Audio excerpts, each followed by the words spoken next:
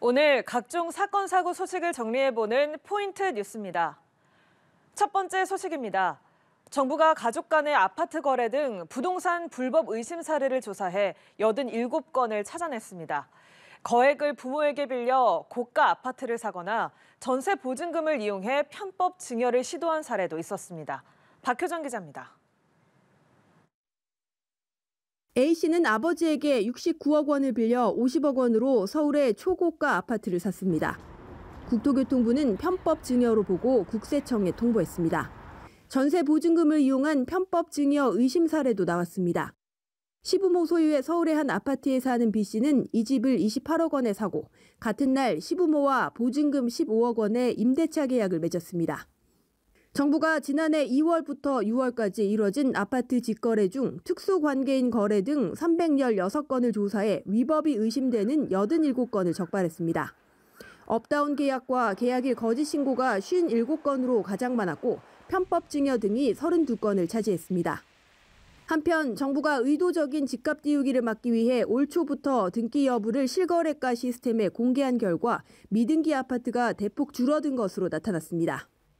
지난해 상반기 신고된 전국 아파트 거래 19만여 건 중 미등기 거래는 0.52%로 1년 전 같은 기간 대비 66% 줄었습니다. 이전까진 소유권 이전 등기 없이 특정 아파트를 최고가에 거래하고 인근에서 집값이 따라오르면 기존 거래를 취소해 호가를 띄우는 행위가 종종 있었습니다.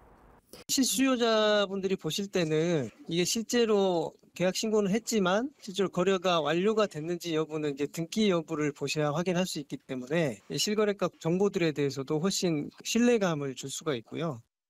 미등기 아파트 비율은 개인 간의 직거래가 부동산에 낀 중개 거래보다 2.3배 많은 것으로 나타났습니다. 직거래는 편법 증여에 이용되거나 시세 왜곡 가능성이 있는 만큼 정부는 기획 조사를 계속해 나갈 방침입니다. 연합뉴스TV 박효정입니다. 다음 소식입니다. 유명 투자 전문가를 사칭해 투자금을 가로챈 뒤 상품권 업체에서 자금 세탁을 한 일당이 경찰에 붙잡혔습니다. 확인된 자금 세탁 규모만 420억 원에 달하는데요. 경찰은 자금 세탁 총책 등에 대한 추적을 이어가고 있습니다. 최진경 기자입니다. 5만 원 현금 다발이 곳곳에서 나옵니다. 집안에서 발견된 금액만 22억 원, 사기 범죄로 얻은 돈입니다. 상품권 업체와 공모해 투자 사기를 저지른 일당들이 돈을 숨겨놓은 장소에 경찰관들이 덮칠 당시 영상입니다. 이들은 지난해 10월부터 올해 2월까지 허위 법인 계좌로 입금받은 돈을 상품권 업체를 통해 세탁한 혐의를 받습니다. 유명 투자 전문가를 사칭해 온라인 강의 등을 진행하고 거짓 투자 사이트를 만든 뒤 포인트를 지급해 코인 투자를 유도하는 방식으로 사기 행각을 벌였습니다. 수사기관의 추적을 피하기 위해 허위 상품권 매매 영수증을 작성하는 등 정상적인 업체를 운영하는 것처럼 가정하였습니다. 경찰은 법인 계좌 4개를 추적해 이들이 세탁한 자금 420억 원을 확인했습니다. 파악된 피해자는 86명, 확인된 피해금은 90억 원에 달합니다. 경찰은 특경법상 사기와 범죄 수익 등 은닉 및 가장 혐의로 8명을 붙잡아 이 중 허위 상품권 업체 대표 6명을 구속했습니다.